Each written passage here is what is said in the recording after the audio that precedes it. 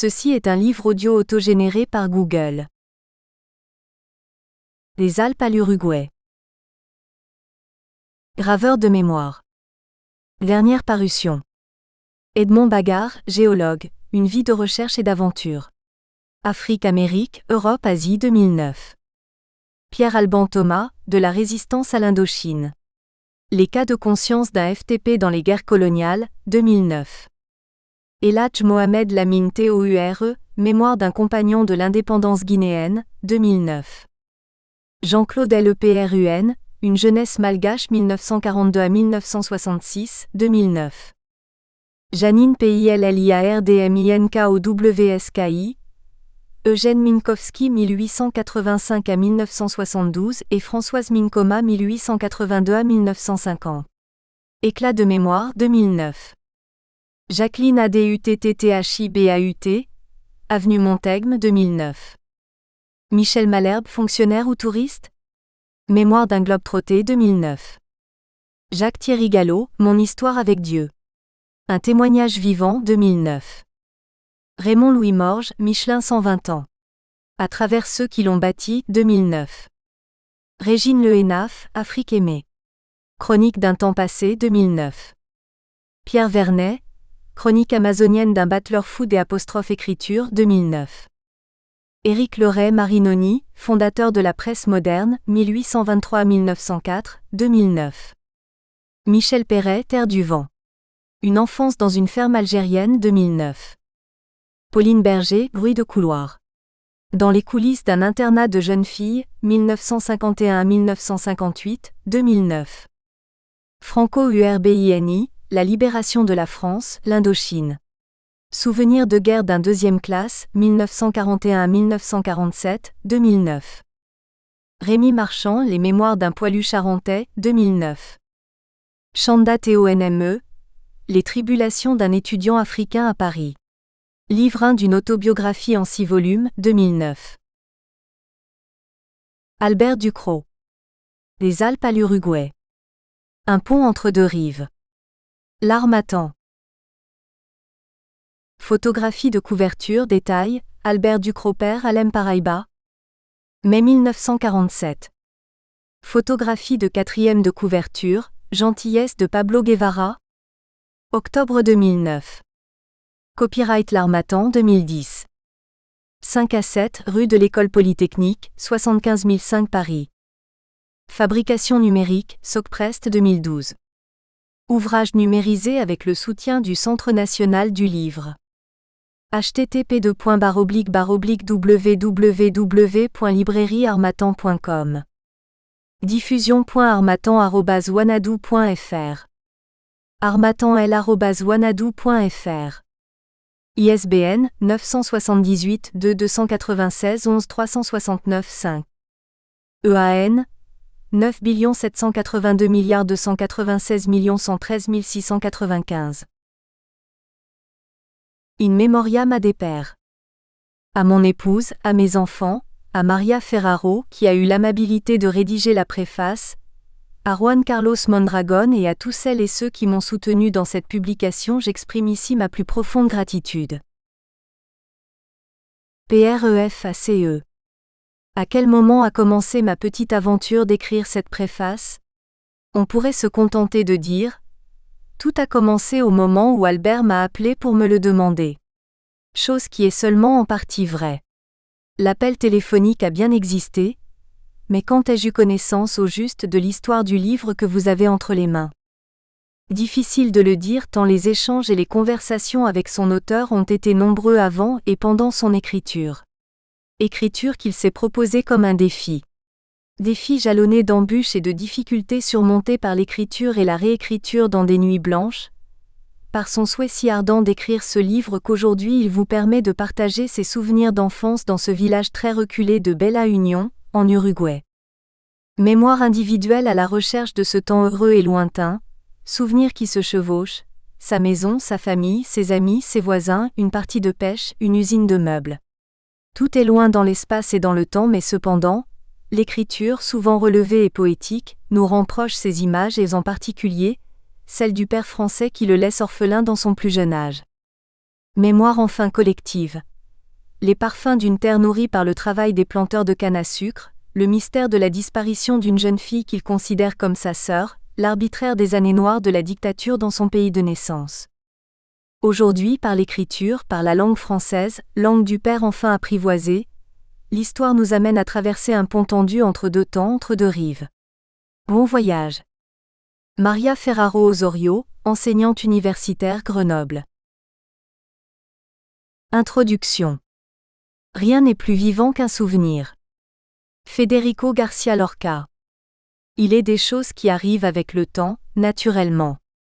J'ai songé à suivre les pas d'un être insouciant à la recherche de la rivière, de la pluie d'été, du pont ferroviaire, des sensations qui viennent de ce lieu lointain, de cette vie que j'ai laissée à l'âge de 13 ans le jour où j'ai quitté ma ville natale. Par l'alchimie du hasard, des nouvelles me parviennent. Alors, tout a commencé. Un retour sur voyage, sur une vie antérieure, sur d'autres vies et sur des absences. Je suis parti à la recherche de ces êtres, proches et lointains, familiers et inconnus. Ce livre est en somme le reflet de ces deux recherches.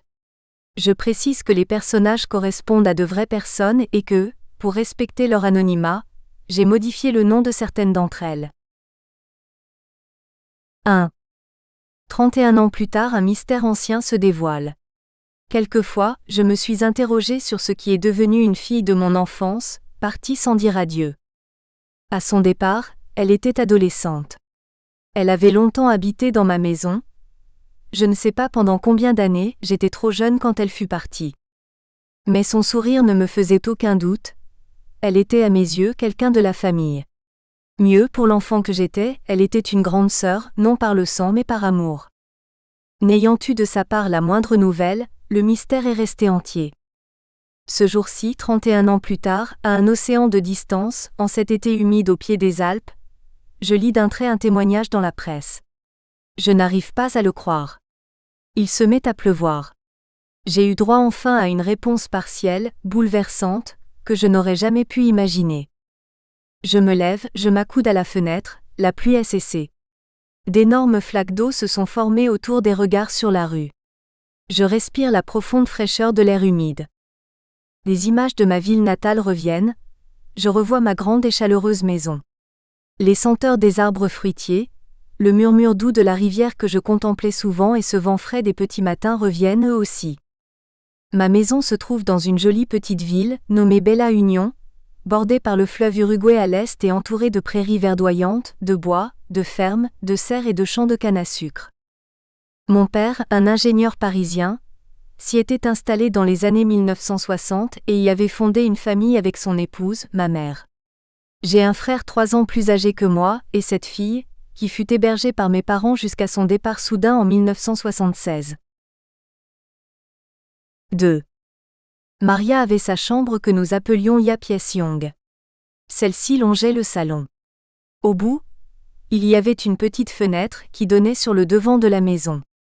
Du côté opposé, il y avait une porte qui communiquait avec un hall. On y trouvait 2 autres, une qui donnait à gauche sur une cuisine que mon père avait fait aménager dans ce qui deviendrait une petite maison mitoyenne qui servirait après sa mort à la location. L'autre en face donnait sur une salle de bain avec toilette. Au bout de celle-ci, une autre porte communiquait avec une chambre récemment construite pour mon frère et moi. Sur la gauche de la pièce longue, en allant de la fenêtre qui s'ouvrait sur le devant de la maison vers la porte donnant sur le petit hall au fond, au milieu de la pièce, il y avait une grande ouverture d'environ 2 mètres de long et 2 mètres de haut qui communiquait avec le séjour. Une porte coulissante recouverte d'un tissu bleu les séparait. Dans mes souvenirs, Maria est une fille splendide, grande, forcément grande pour moi, mince, aux cheveux longs et lisses, ses traits amérindiens dessinaient un sourire doux. Je la vois portant un pantalon Oxford ou une jupe à carreaux, un pullover à col roulé ou une chemise. Je revois ses affiches collées au mur, acteur de cinéma et chanteur à la mode. Je me souviens, et c'est curieux, j'avais 6 ans, des portraits qu'elle faisait au crayon noir en observant les modèles de ses cours par correspondance. Des souvenirs de souvenirs peut-être, mais qui sont restés dans ma mémoire. Je la vois aussi danser et se maquiller. Le parquet du séjour était régulièrement ciré, après quoi mon frère et moi prenions des patins en laine que nous disposions sous chaque main et chaque genou jusqu'aux pieds, pour ensuite nous lancer à courir comme des chats sur le sol, parfois avec quelques dommages involontaires, un marbre cassé, un pot de fleurs brisé en 1000 morceaux, surtout lorsqu'un ami de mon frère, grand et gros, portant des lunettes, jouait avec nous. Quoi qu'il en soit, ma mère en général appréciait notre jeu car à la fin, le parquet luisait. Quand je m'ennuyais, j'allais jouer au jardin. Je m'asseyais par terre, et je faisais des trous et des tas de terre qui devenaient dans ma rêverie des montagnes. J'assemblais ensuite des bouts de bois pour construire des bâtiments, des ponts et pour finir, je traçais les rues pour les petites voitures. J'aimais toucher et façonner à mon gré la terre noire et généreuse de notre jardin. J'aimais les passiflores, les fuchsias qui attiraient les colibris, les grenades, les tomates, les citronniers, orangers et néfliers, les belles plantes charnues. J'aimais toutes ces couleurs et ces senteurs. Ma mère s'installait sur une chaise et restait longtemps à fumer des Nevada et à boire du maté. Je me demande à quoi pouvait songer cette femme humble et dévouée qui plus tard devrait élever toute seule ses 2 enfants pendant de longues années. Ne serait-ce, je me demande aujourd'hui précisément à cette future situation. Je garde une image de mon père souriant, le visage crevassé par le temps et la maladie, les cheveux blancs et lisses, le regard généreux, pantalon et chemise de travail, déchaussé et assis par terre à mes côtés. Malgré ses longues absences, j'avais le sentiment qu'il était toujours présent et que c'était lui le chef de famille, lui qui disait le dernier mot sur tout. Ma mère le citait souvent en exemple. Nous recevions du monde à la maison. Je me souviens d'un soir d'été où on y avait installé notre premier téléviseur, un magnifique 24 pouces en noir et blanc à caisson en bois. Tout le voisinage était chez nous ce jour-là. C'était le premier téléviseur du quartier. Il y avait les voisins d'en face, les Ramirez d'à côté, les Torres et les Pérez du coin de l'autre côté de la rue, les Ibarra, les boulangers 2 maisons plus loin que la nôtre, les Lopez, et évidemment avec eux leurs gamins et encore d'autres que je ne connaissais pas. Le salon était devenu une salle de cinéma, tellement il y avait du monde, sans compter ceux qui étaient dehors et qui regardaient par la fenêtre. Ils avaient apporté leurs chaises pliantes. Ils s'exclamaient devant l'écran qui envoyait des scintillements en noir et blanc. Nos anniversaires étaient des occasions pour rassembler à la maison tous les enfants du quartier. Il y avait à boire et à manger pour tout le monde. Il y avait des ballons, de la décoration, les immanquables chapeaux d'anniversaire, les sans-gêne, les serpentins, les sarbacanes, les confettis. À la fin, on soufflait les bougies comme il se devait, on coupait le grand gâteau. Un ami photographe prenait des clichés. Nous les regardions quelques jours plus tard en famille, c'était l'opportunité de partager ces souvenirs communs. 3. Je me retourne et je me sers une tasse de café. Je le bois à petites gorgées. Je regarde par la fenêtre de la cuisine la nef de l'église du village pointant dans le ciel avec son clocher et son horloge. Les chiffres en noir figés sur un cadran blanc et les aiguilles noires m'annoncent l'heure, il est 2h10. Je pense à ces morceaux de papier que je ne reverrai plus. Avant mon départ outre-Atlantique, à Rivera, où j'habitais, j'avais confié des cartons à un proche de la famille, une cousine, pour qu'elle les garde chez elle. Ils étaient remplis pour les uns de photographies, pour d'autres de lettres et de papiers divers. Je les avais conservés moi-même après la mort de ma mère. Je comptais retourner les chercher quelques mois plus tard. Mais le hasard en a voulu autrement.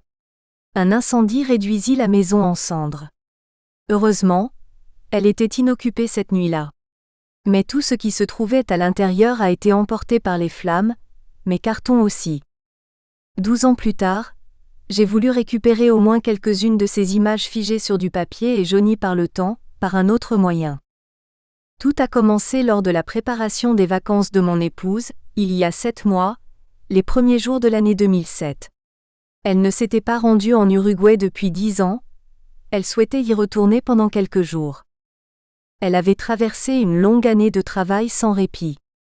J'ai décidé donc de lui offrir un cadeau lui permettant de faire une pause, de prendre le grand air au moyen d'un voyage. Il a été programmé pour la fin juin, pour une durée de 3 semaines. Pour ma part, pour des raisons liées à mon travail, j'ai dû rester en France. Avant son départ, je lui ai demandé 3 choses. D'abord, visiter la tombe de ma mère à Rivera. puis celle de mon père à Bella Union.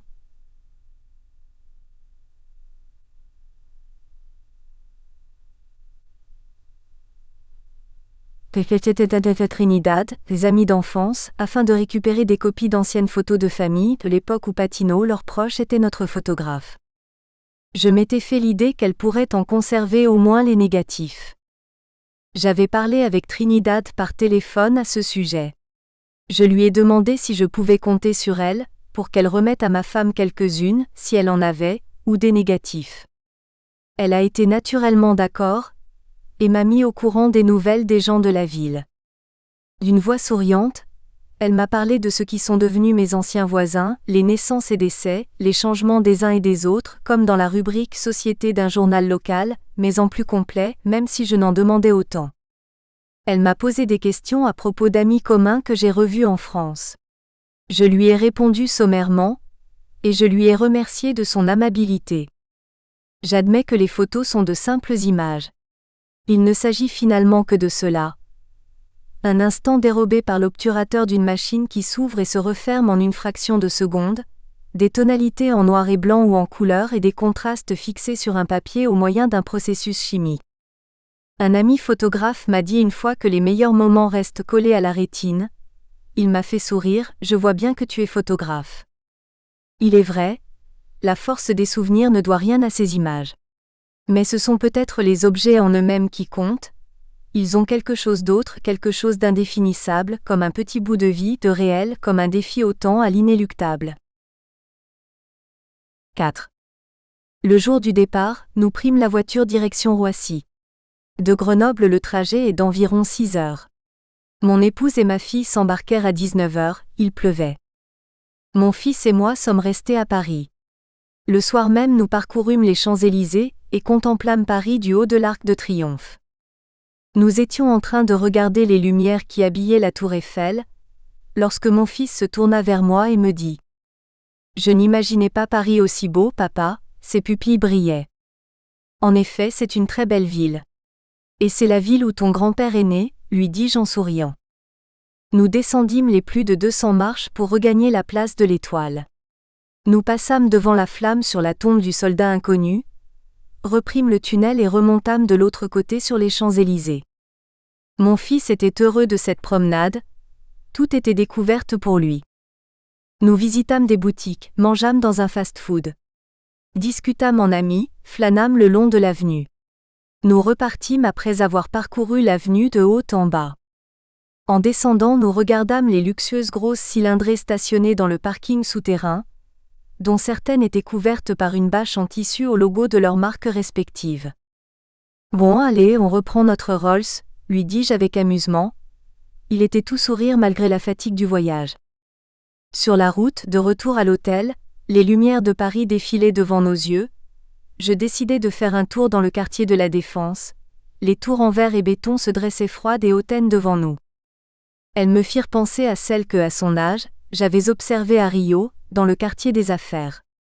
Mon fils était trop fatigué, malgré l'intérêt que suscitait en lui ce spectacle inhabituel. Je lui montrai l'arche de la Défense. Épuisé, il me demanda de rentrer vite à l'hôtel. Dans le trajet, il s'efforça de ne pas s'endormir. Comme par miracle, les rues étaient presque vides. Nous regagnâmes l'hôtel à une vitesse surprenante par rapport à notre trajet en sens inverse quelques heures auparavant, lorsque les voitures roulaient à pas d'homme. Plus tard, dans la chambre d'hôtel, il se jeta sur son lit et s'endormit aussitôt, et moi quelques instants après.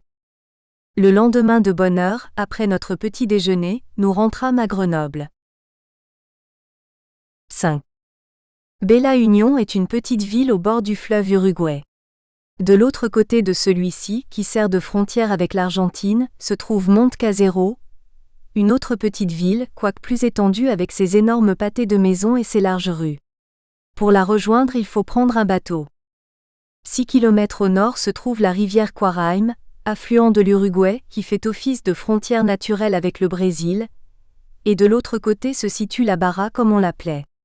Barra do Carré, de son vrai nom, était un tout petit village constitué essentiellement de commerces et de quelques maisons. Il avait été construit de toutes pièces pour servir de fournisseur d'articles brésiliens moins chers à Bella Union. Parmi le torrent de souvenirs, celui d'un pont apparaît très clairement dans mon esprit. Un pont reliait un côté à l'autre de la rivière Quaraim. Du côté uruguayen, il y avait un bâtiment situé au milieu de la route où fonctionnait la douane.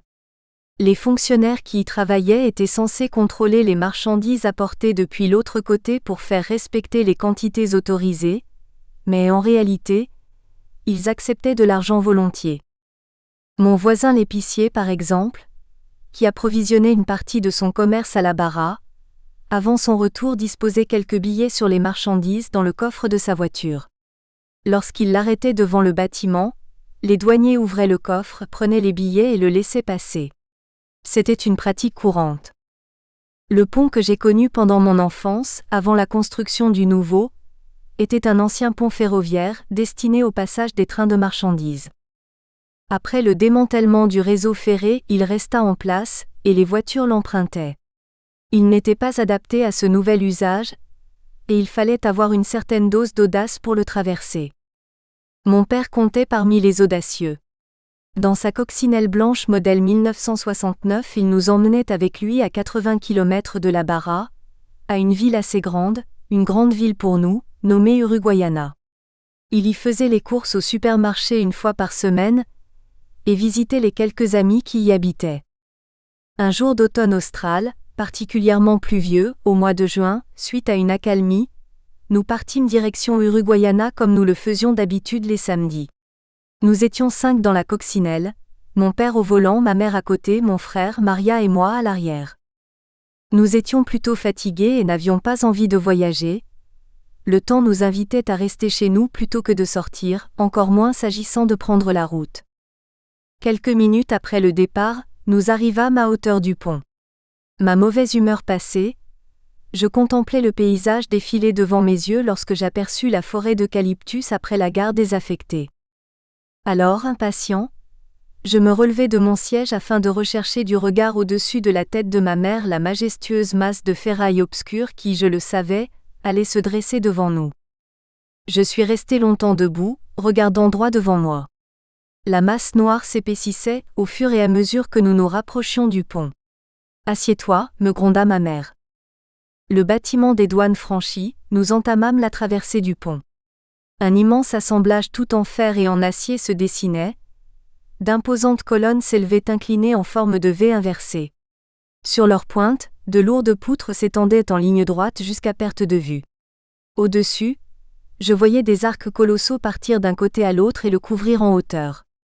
En perspective, j'avais l'impression d'être à l'intérieur d'un tunnel en acier avec une structure qui laissait la lumière le transpercer, sur les côtés et au-dessus. Au loin, les rails du chemin de fer débouchaient sur un carré de lumière. C'était le bout du pont. Tout à coup, mon père grommela. La voiture continuait sa marche à la même allure, toujours lentement, et nous entendions les lourdes traverses en bois sous la voie ferrée claquer les unes après les autres sous nos pieds. Au bout de quelques instants, on s'arrêta. Mon père descendit de la voiture, interdiction faite à nous autres de descendre. Nous l'aperçûmes en train de déplacer quelque chose qui gisait au bon milieu du pont. En me relevant de mon siège, je vis le pont de plus près et les fameuses planches en bois. Elles étaient étroites, certaines étaient rongées par le temps. Au-delà, sous la charpente et les poutres en acier, la rivière Quaraim était parfaitement visible en contrebas. En regardant l'état des planches en bois, on pouvait comprendre à quel point cette traversée était quelque peu dangereuse. Mon père monta dans la voiture. Il gronda encore. Il a dit quelque chose que je n'ai pas compris, et reprit sa traversée avec obstination. Ma mère gronda à son tour, mais elle était pâle et sa voix essoufflée. Je me suis assis. Après quelques longues minutes nous regagnâmes, enfin, l'autre rive. 6. Le voyage à Uruguayana était d'environ 1 heure. Les paysages étaient d'une grande monotonie. On voyait les vastes étendues de terre plate, vert jaunâtre, avec quelques monticules d'arbres, des eucalyptus pour la plupart de ci, de là. Des vaches en train de brouter l'herbe, quelques moutons disséminés de temps en temps, quelques groupes de maisons de campagne aux toitures en paille ou en tôle, quelques silos et toujours et invariablement au bord de la route les fils de fer qui ne s'arrêtaient jamais si ce n'était que pour délimiter une grosse propriété d'une autre. La campagne apparaissait ainsi découpée en d'immenses parcelles de terre séparées par ces fils de fer, en partie des barbelés.